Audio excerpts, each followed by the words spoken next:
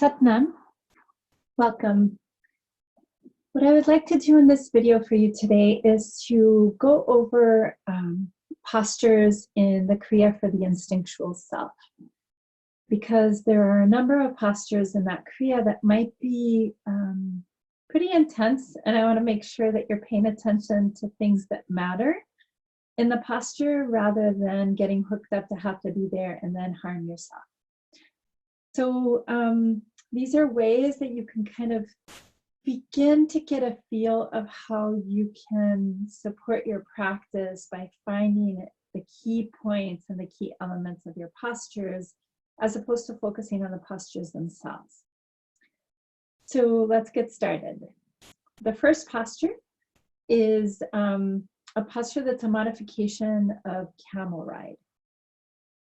Your feet, soles of the feet are together, and ideally your hands are wrapped around the feet, you're lengthened up and your chin is in.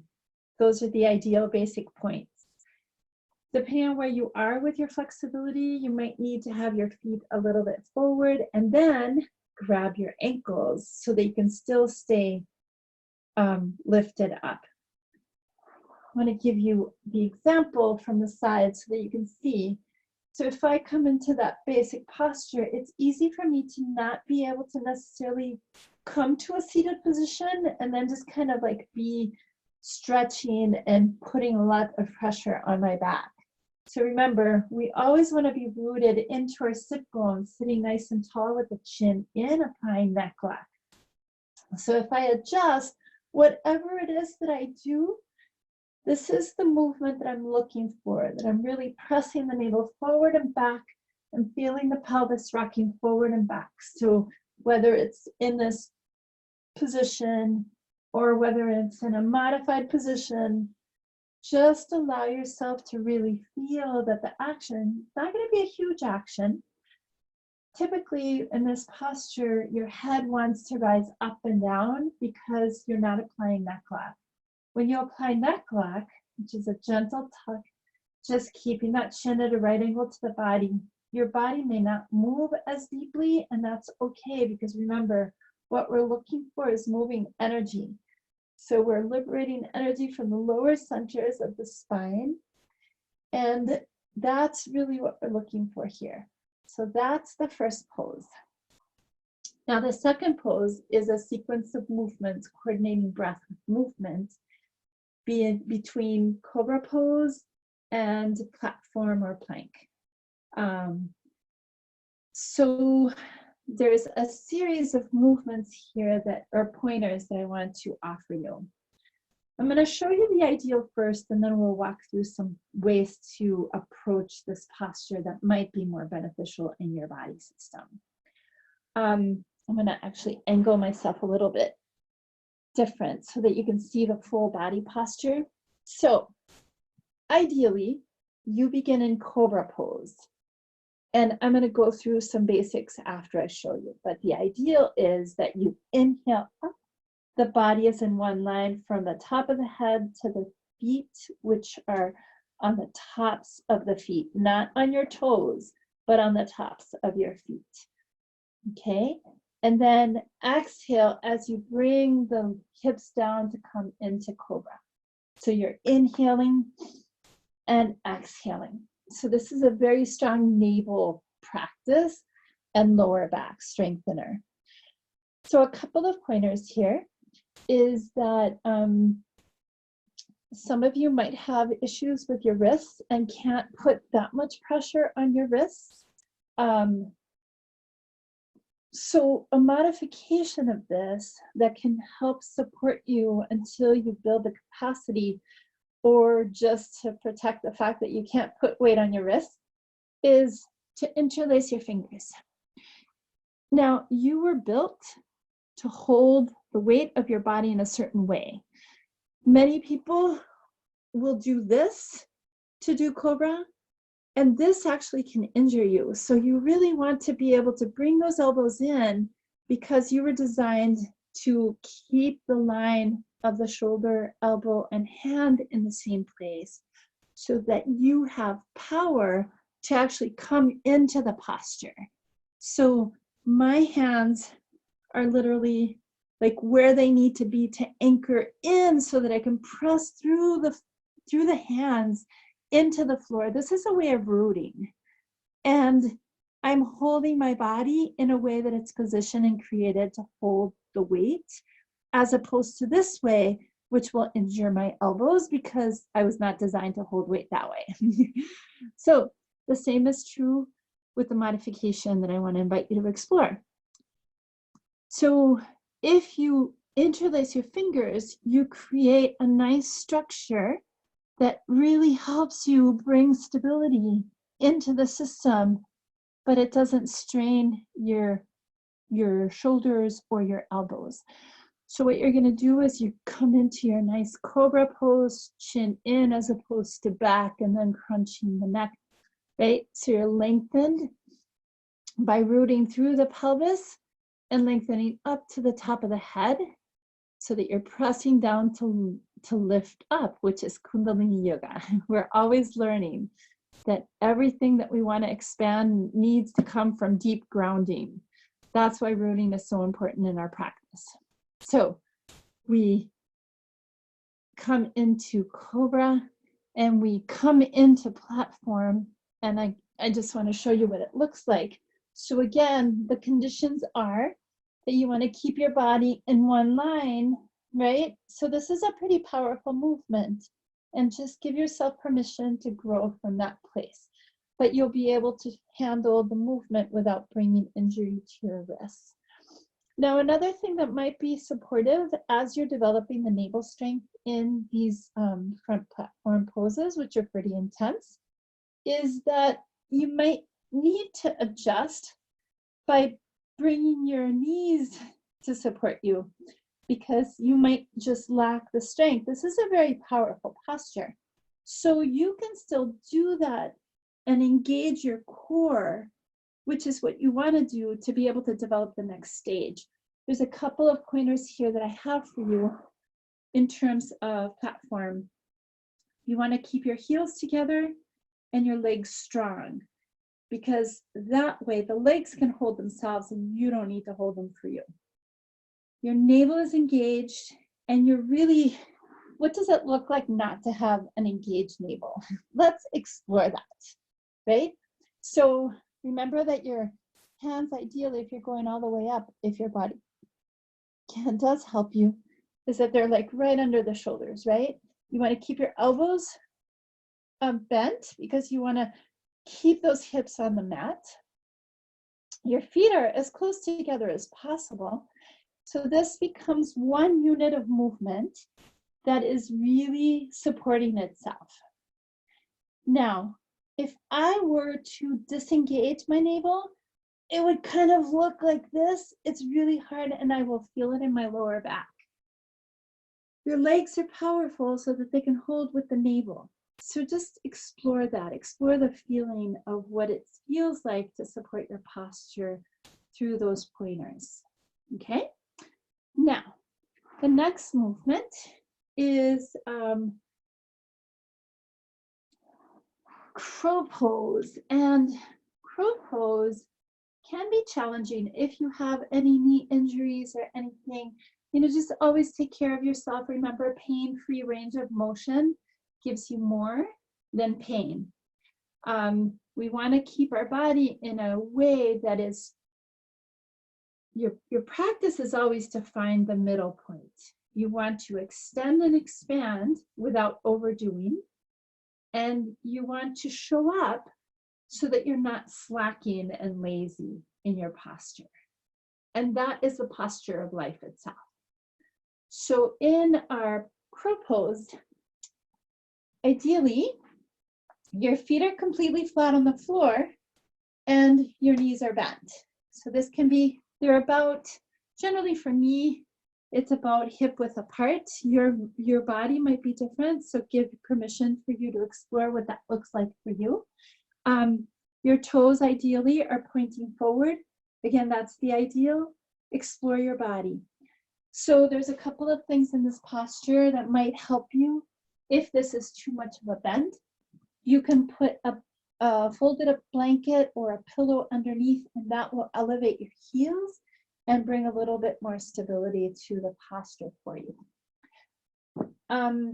The other thing that I would like to point to is that it is easy to want to slack and get really like droopy in your posture. Remember, we are here present and actively engaged in our posture. So you're pressing down through your feet, you're lengthening through the hips and through the top of the head so that your heart can stay open rather than collapsing inward into the posture, which then gets me off my feet and imbalanced, and then I'm really affecting my body, my lower back, I'm closing my heart. So there's a lot of things that happen here when I simply bring myself into presence and root through my posture, keeping my chin at a right angle so that the head and the lower spine are all in one line. That keeps my heart open. My fingers are interlaced and I'm doing breath of fire in this posture. Okay. Now, the next one is double leg lifts. Double leg lifts can be challenging for some people. So I want to give you again some pointers, and it all comes down to rooting. It is the quintessential part of your practice that I encourage you to pay attention to over and over, because it is what turns a practice from a very difficult experience into a more nurturing and supported experience, no matter what the Kriya. So you're on your back, your palms are facing down, arms are alongside the body. This is the ideal. And you set yourself up by rooting. So you're pressing the navel down, engaging the navel so that the lower back presses down to the earth. Now from that, as every Kundalini yoga practice, I press down to lift the legs up. I don't lift my legs up. I'm pressing to lift. I'm pressing to expand. I'm grounding and rooting in order for me to expand into a new possibility. So this is a 90-degree leg lift. Notice that my heels are together. My legs are powerful because, again, I want them to hold themselves. I don't want to work at it. So I'm, again, just inhaling up. As I'm exhaling down, I bring it all the way down because I want to complete my movement rather than kind of swinging my legs up and down. That is going to hurt you eventually. So what you want to do is you want to root, right? And you want to inhale up and exhale down, but complete the movement. Touch your heels down as best as you can. Now, if you need extra support, just bring your hands under the hips, but the quality of the experience is still the same. You're still pressing down through the navel, pressing down into the earth to lift the legs up. It's easy to want to kind of overdo. Look for the angles. Angles are really important in our practice. This is a 90-degree angle, and you bring it down. Now, some of you might still be experiencing some discomfort at the lower back because your navel isn't strong enough yet. And if you do, always pay attention to your lower back because that's your important element to be safe and well. What you can do is you can just make a slight modification by slightly bending as you bring them up and straighten them, and then slightly bend them as you bring down, so that you're just releasing some of the pressure in the lower back, and yet you're still engaging and developing your navel center, which is what we ultimately want. And if all of this is really taxing, again, because you're allowing yourself to grow where you are and expand from that place, then the last modification is alternate leg lifts. So same thing applies, right? My legs are active, I'm rooting down. It's just going to take pressure away from my lower back. It's going to help me develop my navel as I'm working my way towards new possibilities. Regardless, it's giving me the opportunity to show up to my fullest. So sometimes, especially in Kriyas that are really long hours, like long minutes of leg lifts, you might need to shift to give yourself a break and then come back. So give yourself permission to just keep going, because that's going to ultimately be your best practice. Okay? So beautiful. Now remember, when you rock on the spine, just bring the chin in. Your head is the heaviest part of your body. So support your body that way. Okay, the next movement is a modified bow pose. And this is on your stomach. Once again, your heels are ideally together or as close to together as possible. You're down, your chin or forehead are down, you're interlacing fingers. So your legs are together, you're really rooting, right? Similar to Cobra, you're rooting from your pelvis and hip area. That's what's pressing down to lift the upper body. You're interlacing fingers with the palms facing each other, lengthening through. So it's kind of like my lengthening, my pressing down through the navel is what is lifting me. And I'm keeping my legs powerful, my buttocks engaged, so that I can make sure that my legs stay on the ground in this one, because that's what we want. And the chin, right? So neck lock, as opposed to collapsing back, lifting the head, and then you can feel the pressure in the neck. And then that's closing the energy flow. I like to think of it as a hose. Keep your hose open so that your energy moves, okay? So this is the posture. You're lifting the arms as high as you can go with it and breathing breath of fire. Okay, do the best you can. Be in your excellence and attitude, and let your posture and your presence take you through it to your best possibility. So the next one is corpse pose. That's pretty easy. And then we move into rocking up and down. So once again, just as a reminder, tuck your chin in and then rock up and down. You want to rock up and down along the entire spine.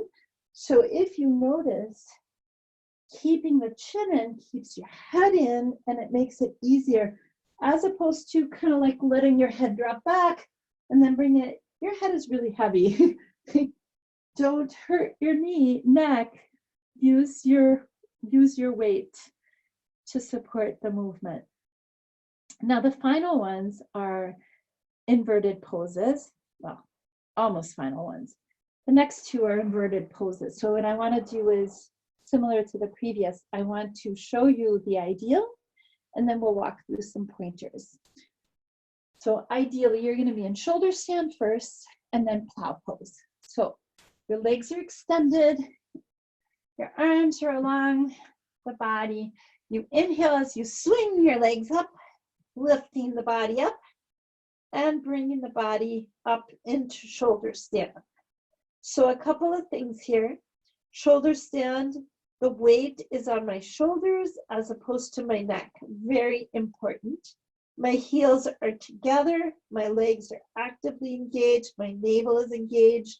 So I am holding the right effort in this posture, supporting the posture. If this is too much of an angle for you because you're not ready there for many reasons, just allow yourself to take it a little bit less by creating a new angle and a new possibility by supporting your hips. Regardless of what you do, you're still engaging the navel to support your lower back. You're just taking stress out of it. Your legs are engaged, right? And you're really paying attention to make sure that your weight is on your shoulders and not on your neck. So we move into plow pose. So ideally, plow pose, you're taking your feet way back and you're touching the toes to the floor. I'm just going to scoot down so that you can see this a little bit better. So In the ideal posture in this Kriya, your arms are extended. You can interlace them. You can support your lower back. Keep the legs actively engaged and the navel, right? So your weight is still on your shoulders and you're engaged in the posture rather than kind of like relaxing, because then that's going to hurt. If you're not able to be there, just modify again, keeping those legs straight and strong so that they can hold themselves. Check your lower back and make sure that you're engaging the navel so that your lower back is supported. When you let go of your navel here, you kind of start bending and it starts feeling painful. So you want to keep yourself engaged and rooted through your shoulders. You're still connecting. So it's the rooting that is supporting the posture. To come out of the posture, wherever you are with it, you're going to bend the knees as you support your hips and slowly bring one vertebra at a time, tucking the chin in, and you can just stretch it out here. And then relaxing on your back. You can either do anything you need to just make it as comfortable as possible. Okay, and the final movement is our Celibate Pose, or Kriya in Celibate Pose. Celibate Pose. So normally we do Kriya in Rock Pose, which is sitting on your heels. Celibate Pose is simply sitting in between the heels, which is a very powerful posture. It looks like this from behind. Okay. An important aspect similar to Crow Pose is that you want to keep your spine lengthened, right? If you're collapsing back, this is not going to work. You're going to hurt eventually. So you want to keep yourself rooted through your sit bones. And if this is too much of a posture, you can simply bring a pillow, fold a blanket, and sit on it. And that will help alleviate the discomfort that might arise in your knees. So this is Kriya. You're going to interlace your fingers, index fingers straight up. If you are in the female energy and you connect with the female energy, you bring the left thumb over the right, male energy right over the left. So we bring our arms straight up. What automatically happens is that we shrug the shoulders up. So we're going to just relax and roll those shoulders down to keep them away from the ears. And you want to make sure that your arms are nice and strong and straight, hugging the ears, if possible, with your elbows. And we are moving from the navel. So the movement of the navel is very purposeful, very direct. Sut, as we bring it in and up. Nam, as we relax it. Sut, nam, sut, nam. So this is different than sut, sut, sut, right? So it's easy to want to do sut, nam, but you really want to just like, rather than pulling back, you want to isolate the navel. Sut, nam, in and up, okay? There you have it. Those are all of the postures in this Kriya. I hope that supports you in finding your own place to be able to grow from. And if you need any more support, just let me know. Satnam.